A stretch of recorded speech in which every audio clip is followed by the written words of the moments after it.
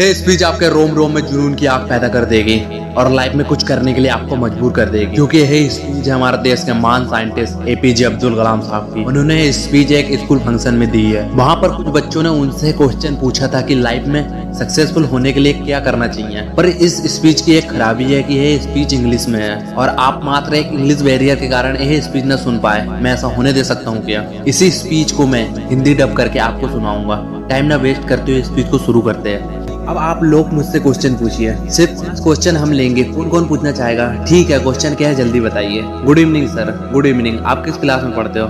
Sir मैं 10th class में पढ़ती हूँ। मेरा नाम गायत्री मोहन है। सर मेरा क्वेश्चन ये है कि रामेश्वरम से तो राष्ट्रपति भवन तक का ये एक बहुत ही बड़ी उपलब्धि है और इसके बारे में कोई सोच भी नहीं सकता। आप लेक्चर दे रहे हैं, अपना क्वेश्चन पूछिए। सर मैं आपसे सुनना चाहती हूँ कि आप कुछ टिप्स दे आने वाली जनरेशन के लिए लाइफ में सक्सेसफुल कैसे हो।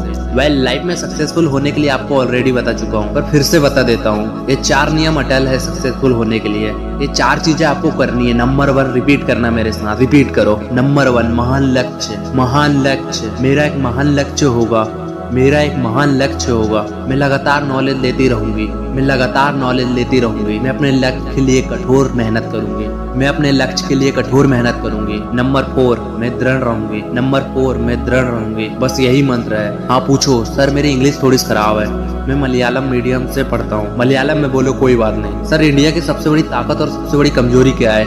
इंडिया की बड़ी ताकत और बड़ी कमजोरी क्या है? क्या बात है, फैंटास्टिक बॉय। किस क्लास में पढ़ते हो? सर मैं 7th क्लास में। ओके, अब सवाल पर आते हैं। इंडिया की सबसे बड़ी ताकत हो तुम, जहाँ पर 60 करोड़ युवा रहते हैं। यह हिंदुस्तान की सबसे बड़ी ताकत है। अब मैं जो बोलूंगा मेरे साथ रिपीट करना। युवाओं का प्रज्वलित मन। युवाओं का प्रज्वलित मन धरती के ऊपर, धरती के ऊपर, धरती के नीचे, धरती के नीचे और धरती पर, और धरती पर सबसे शक्तिशाली चीज है। सबसे शक्तिशाली चीज है। तो भारत का युवा और युवाओं का प्रज्वलित मन हिंदुस्तान की सबसे बड़ी ताकत है।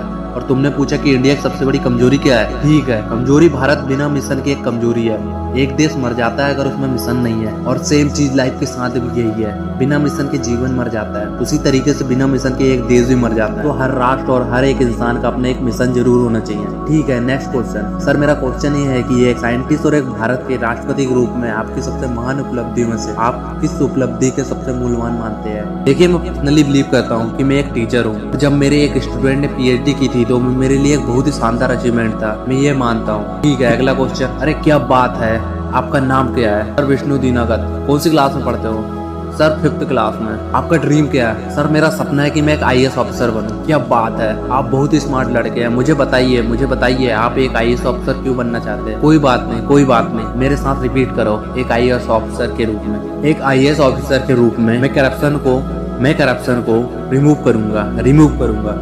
ठीक है, नेक्स्ट क्वेश्चन पूछिए। सर मेरा क्वेश्चन ये है कि आप लव, कंपैशन और ग्रेटिट्यूड यानी कि प्रेम, करुणा और कृतज्ञता के बारे में कुछ कह सकते हैं? वेल, प्यार वो है जो हमें माता पिता से मिलता है, उसका कोई मूल्य नहीं है। करोड़ रुपए देकर भी हम उसे खरीद नहीं सकते। इसलिए आज आप अपनी मम्मी को खुश करेंगे। क्या करेंगे? खुश करेंगे। कंप्रेशन यानी कि कृतज्ञता। आज जब मैं ट्रेवल कर रहा था तो 2 बच्चे थे और उनके माता पिता उनके साथ थे।